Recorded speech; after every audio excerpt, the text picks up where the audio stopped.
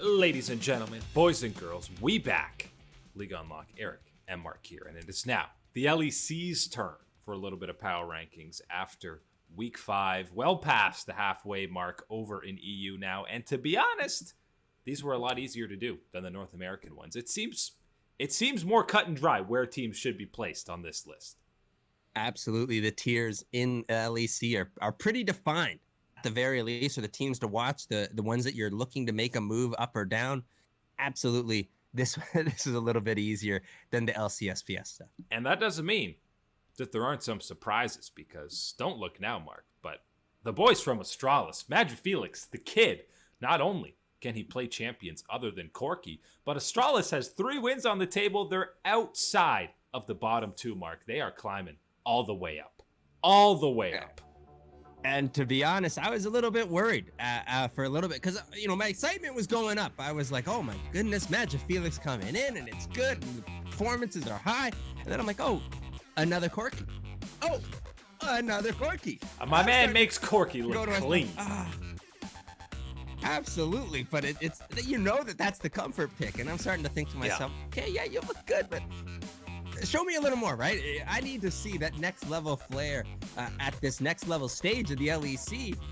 Hey, I don't know if I'll count the Syndra performance as it, but it absolutely was more than clean enough for the win. And look, if you're Astralis, getting those is a definite improvement over the past couple of weeks. Yeah, and I mean, he made some game-altering plays, flashing over, getting some nice Syndra stuns to win this game against Excel for Astralis. And listen, even the G2 game, you can talk about Astralis. Yeah, they didn't win that game, but they were fighting. They were going toe-to-toe with G2 at times. They weren't afraid to fight, weren't afraid to engage. So I'm happy. Obviously, I didn't expect Magic Felix to be starting for them, but they've already exceeded expectations as well. I know 3 wins is a pretty low bar, but how they've looked, even in some of these losses, has exceeded what I expected out of this team.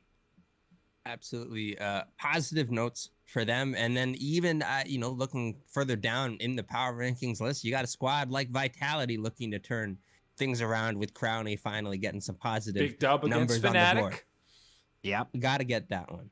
Misfits, obviously a team you're a little disappointed in so far, which is, why they're hanging around this bottom 2 area. And then we get to some more disappointing performances. Obviously, Astralis, great win, but that means you're sliding Excel down when they're the ones suffering that loss. So they go outside of that playoff picture to number 7. And Shulk's 0-4 now. That's 4 in a row they've dropped, Mark, since I'm going to say we cursed them. That's all I can think of. Yeah, I'll accept the blame for that. This is absolutely not the direction that Shulk needs to be going in. Need to reverse course, and especially just need to, get back to the fundamentals. You understand what you're doing, why you're doing it. That's the big thing that seems to be missing, at least this past weekend, was just kind of running around with your head off type of gameplay and understanding that is not what we had seen from Shulk and their rotations around before. I do need to call out again, the bot lane needs to be better. You're looking at Neon Unlimited and their performances the last 2 weeks have not been up to the level of not only what they should be expecting from themselves, but up to the level that's necessary to compete at even the mid-tier in the LEC.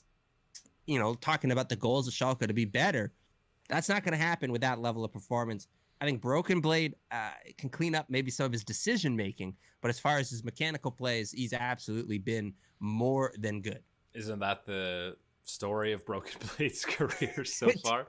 Pretty much. Yeah. Still waiting to see the return of Faker Dogge as well. I feel like it's been a few weeks since we saw that. But yeah, Shulk slipping outside of that playoff picture as we slide into that top 5. And with XL and Shulk both sliding out, SK gets that head-to-head win against Shulk. And this is a squad that some of the more excited rookies we had, Jezu, Blue coming over from the TCL, and obviously Tinks dominated EU Masters. We're starting to see that, these guys, they have the talent and they have the capability to be a playoff team. Absolutely, and they are performing extremely well and continuing to perform and improve every week. That's the overall message I really have seen from this SK squad is week after week, win, loss, doesn't really matter. I've seen individual improvement and group performance across the board improve in slight mechanics every single time. And that has been a very positive thing for them. And especially, as you said, some of these young guns really stepping it up. And of course, our boy Treats in the bottom lane. He's making sure NA zone, the pride of NA. Treats. Yeah, of course. Yeah, NA's pride of a European. Treats is making sure that he's getting it done for SK down in the bot lane. Talent suppression machine strikes again, as Treats has been one of the better supports in EU so far. The top 4 this week, I think, really identified itself, and a lot of that helped with the Fnatic Mad matchup, the head-to-head that Mad came out of. It was a 0-2 week for Fnatic, but just based on the last few weeks, that's still not enough to drop them outside of the top 4 behind SK, I feel like, but obviously can't keep them top 3 when they lose the head-to-head, and Mad has a 2-0 week. Yeah, I still have confidence in this Fnatic roster to be better, to be higher up in this power rankings, to really be in that, that triple territory, right? No more set, though. G2, no more set. Absolutely. And not in that situation. I don't know who was that in the draft comms making that decision. Whippo, Yamato, whoever it was. That's not okay. You can't be making that one again for the Fnatic faithful. Their performance, their decision making, their choices need to absolutely all be better moving forward into the next week, because as you said it, these type of slip ups, even if we have confidence in them being better than what they've shown, with slip ups like that, you can't be ahead of a team like the Mad Lions, especially with the head to head. Certainly not going to be giving them any benefit there. And for Mad, for me this week, you really saw the new guys. The top side of Armut and Elyoya really had some pop-off performances, and they seemed to be fitting into the team nicely. I know we were a little harsh, as a lot of people were on Mad Lions early on in the split, but they did change 2 new players. Sure, it's not, you kept 3/5 of the roster, but anytime you're making bigger changes like that, it can take some time for it to fit in seamlessly. I know it hasn't for Rogue, but for most teams, it takes a bit of time.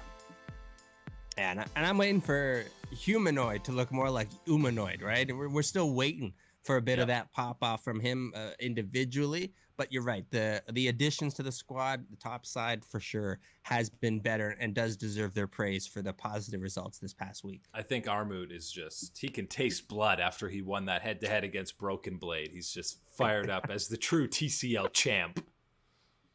Absolutely. And look, his performance had been, I don't want to say shaky because that feels too negative. I feel like he has been more positive than that, but still not necessarily giving you that wow. This is why we remember why we wanted to get Armut.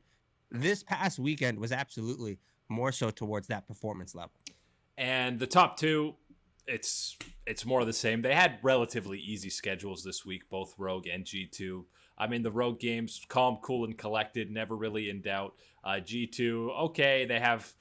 See, Rogue is a team where their wins are going to be super clean when they're dominant. G2, they'll just play insane, have ridiculous fights. You have games like the Astralis one where people are kind of dying all over the place.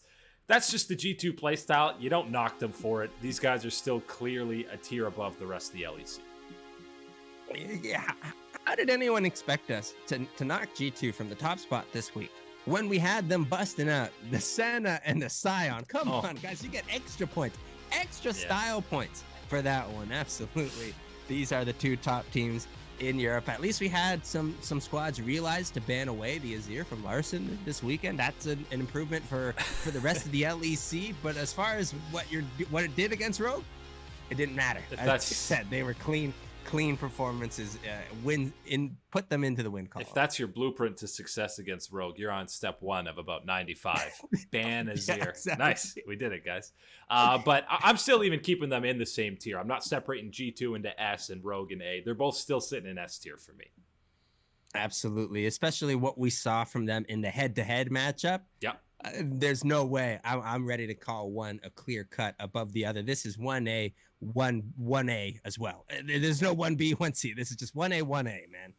Cloud9 looks touchable in the LCS to get down from that top spot. G2 and Rogue looking untouchable for now. But that's it for the LEC rankings. Eric and Mark here with you guys. Thanks for hanging. Catch you on that flippity flip.